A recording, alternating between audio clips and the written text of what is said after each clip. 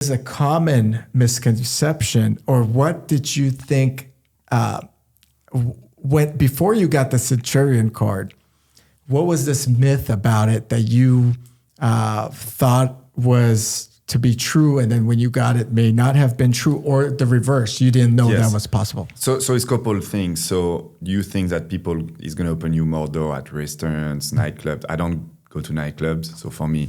But when I do, is actually they want you to spend more. So it's really interesting. It's a double edge because I see one, so then like actually the one who know the most about credit cards are nightclub hosts. So when you go there and you give an Amex, they want you to spend more automatically. But at that time, they're a little nicer. When we went to Vegas together, like we went to see the chain smoker at the XS, and I give my Centurion. I mean, that woman was treating us really well. She was probably treating everybody well, but you see that she was a little more pushy than everybody else. Of course. But the misconception, yes, you think that when you go in a restaurant and you pay, that you're going to attract people who are going to say, oh, wow, you have one. I think people sometimes look, but it's not like something that is a game changer.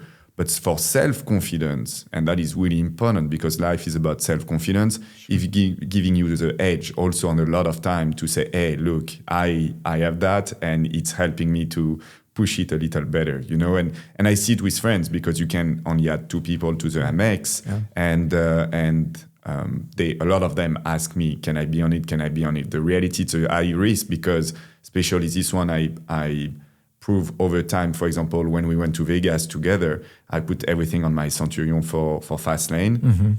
It was a $110,000 weekend. The spending, not the income. So it's absolutely incredible.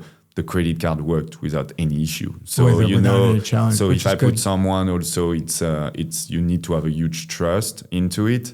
And when you do that, by the way, it raises your threshold. Like you getting back to what you were saying with the credit card, you keep proving that you could pay it off. Correct. And then they're going to keep raising your limit. A lot of people, there's a misconception that it's a no limit credit card, and that's not the case. Amex typically takes your 12-month average spend, and then they see where the threshold is. So if all of a sudden, you're averaging, say, $50,000 a month in spend, but 1 month you're at 150, it's going to throw off a flag. And I've had that happen to me where all of a sudden they close the card until I pay down some of the balance. Not close it, but suspend it, so to speak. And then I pay it down, it quickly reactivates. And it's because of your 12-month average spend. I'm sure if you call them in advance and tell them, hey, I'm buying a Ferrari and it's going to go on this, it's a different thing. So that happened, and you can show proof of income before. So if they are scared, you give them a statement, a credit card receipt or something. Over time, it didn't happen on this one, but one of my business, we bought some things that month, so we spent a lot in marketing. And I think they called me and say, hey, careful, you might hit the limit. So I paid right away all the credit card, and when we went back down. I have a rule also on all my credit card, and maybe some people will say it's not smart, but I treat them as debit card. So a lot of people, smart rule. Every Friday I pay off all my credit card, so I don't have debt. So sometimes for balance sheet, you are like, it's a little different because you think that you're losing a little more money. For example, for all my license for Fastlane, I pay all the ads for the 7 license. So it's a lot of money out every month, but I pay it and they pay me back a month later. So I could pay my credit card a month later, but psychologically, I don't want to have like $50,000 of debt if something happened. So I pay it week by week. Every Friday, it's an automatic payment of about the limit on it. So to add to that, it sounds like what you're saying is your management of the credit card monthly bills really is reflective. You want to make sure that you have enough money to pay it off, and you pay it off before you have fun and go blow it or spend it or whatever, or invest it.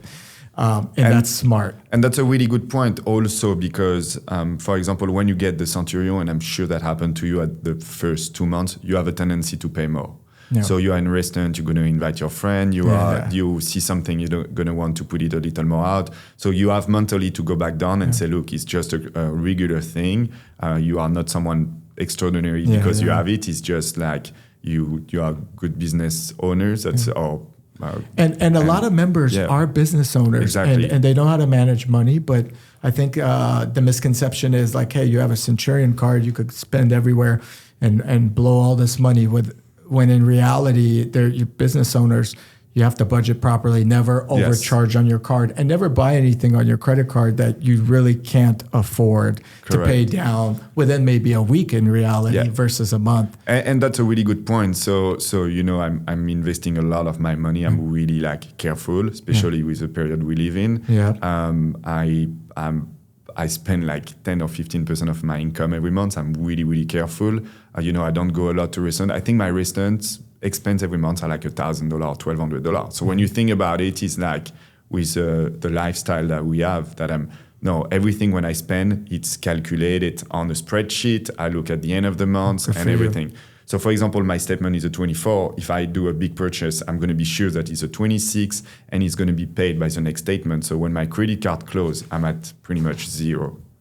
Okay, so last couple of questions on the Centurion card. We're going to talk about your entrepreneurial part, which is part of my channel, and then we're going to get into fast lane drive a little bit because that's really cool.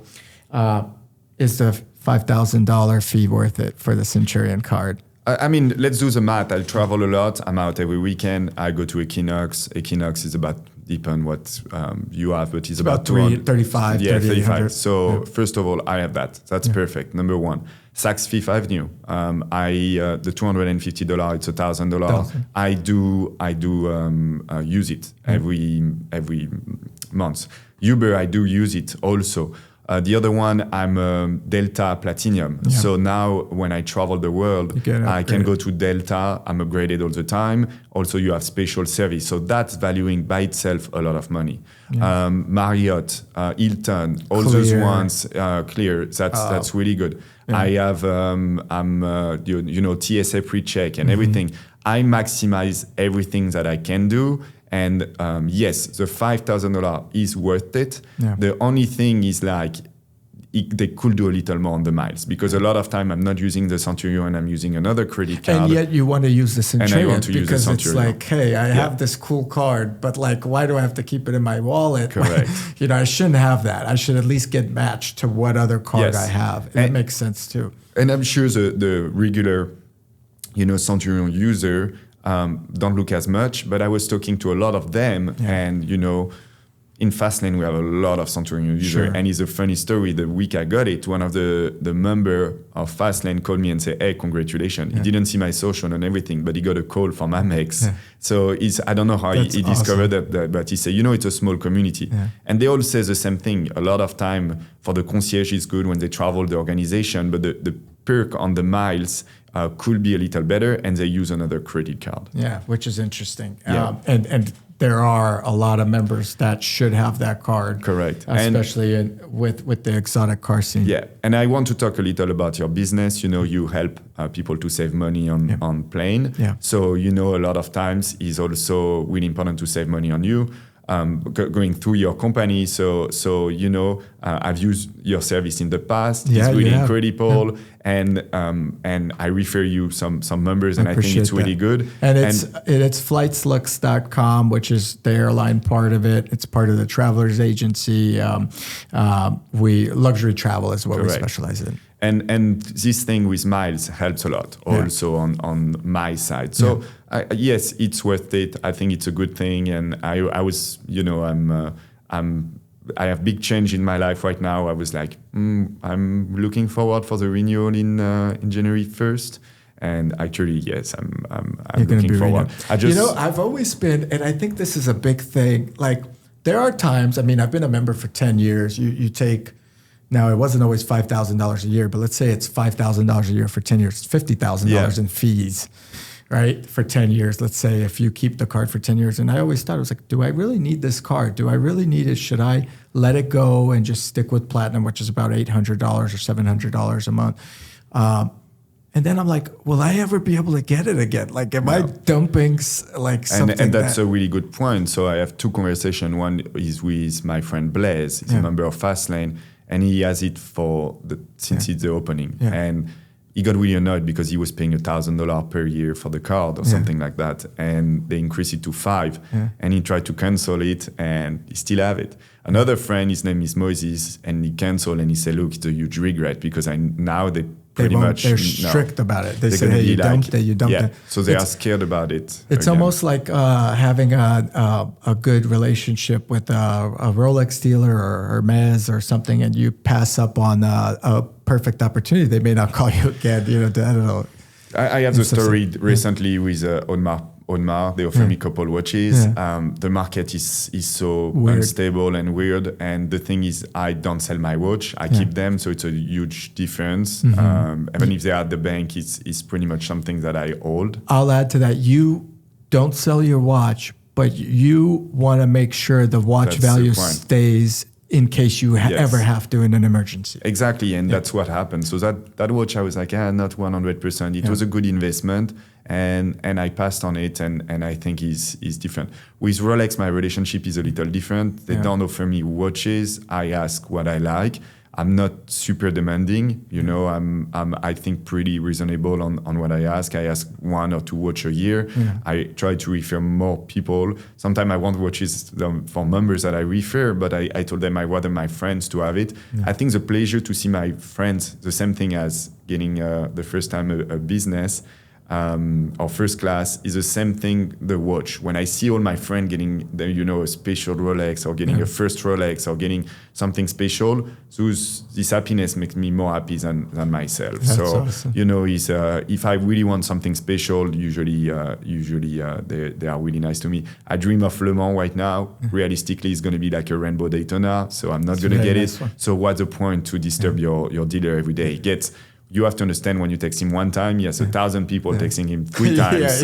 It's really enjoy what you have, and hopefully they call you. Correct. So that's great. We talked about the Centurion. Hopefully you guys liked it. Let's talk about Clem, his business, his entrepreneurial skills, how he got the Centurion card. So we're going to go into that.